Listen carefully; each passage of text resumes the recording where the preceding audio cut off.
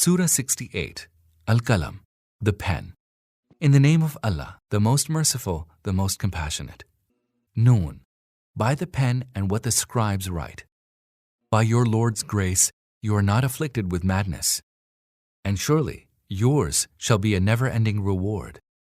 And you are certainly on the most exalted standard of moral excellence.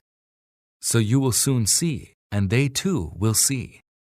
Which of you is afflicted with madness? Surely, your Lord knows well those who have strayed from His way just as He knows well those who are on the right way. Do not then yield to those who reject the truth, decrying it as false. They would wish you to be pliant so that they too may be pliant. And do not yield to any contemptible swearer, the fault-finder who goes around slandering, the hinderer of good, the transgressor, the sinful, the coarse-grained, and above all, mean and ignoble. Whoso acts simply because he has wealth and sons. And whenever our verses are rehearsed to him, he says, "These are fairy tales of times gone by. Soon shall we brand him on his snout."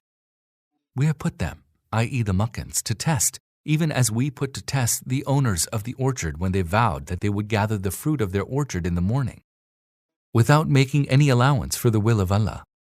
Thereupon a calamity from your Lord passed over it while they were asleep. And so by morning the orchard lay as though it had been fully harvested.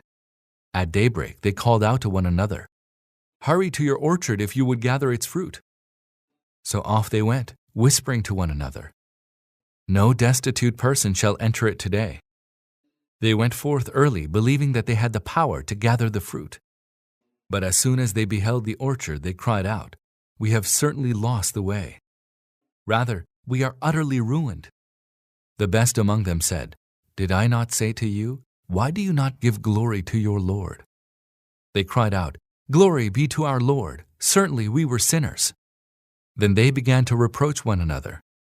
They said, "Woe to us, we had indeed transgressed. Maybe our Lord will give us a better orchard in its place. To our Lord do we penitently turn."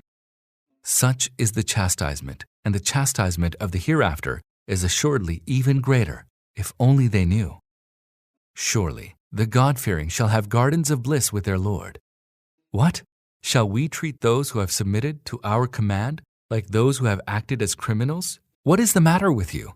How ill do you judge? Or do you have a book wherein you read that in the hereafter you shall have all that you choose for yourselves? Or have we sworn a covenant with you which we are bound to keep till the day of resurrection? A covenant requiring that whatever you ordain for yourselves shall be yours. Ask them, which of them can guarantee that? Or has something been guaranteed by any of those whom they associate with Allah in His divinity? If so, let them bring forth their associates, if they are truthful. On the day when the dreadful calamity will unfold, when people will be summoned to prostrate themselves, and yet they will not be able to prostrate. Their eyes shall be downcast, and ignominy shall overwhelm them. For when they were safe and sound, they were summoned to prostrate themselves, and they refused. So leave me, O Prophet, to deal with him who gives the lie to this discourse. We shall draw them little by little to their undoing, in a way that they will not know. I am giving them a respite. Great is my scheme. Or are you asking them for some compensation so that they feel burdened with debt?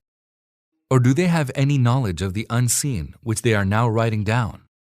So bear with patience until the judgment of your Lord comes, and do not be like the man in the fish, i.e. Jonah, who called out, choking with grief.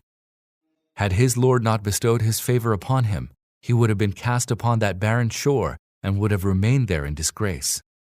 But his Lord exalted him and included him among His righteous servants. When the unbelievers hear His exhortation, they look at you as though they would knock you off your feet with their hostile glances. They say, "Surely he is afflicted with madness," although this is nothing but an exhortation to goodness for everyone in the world.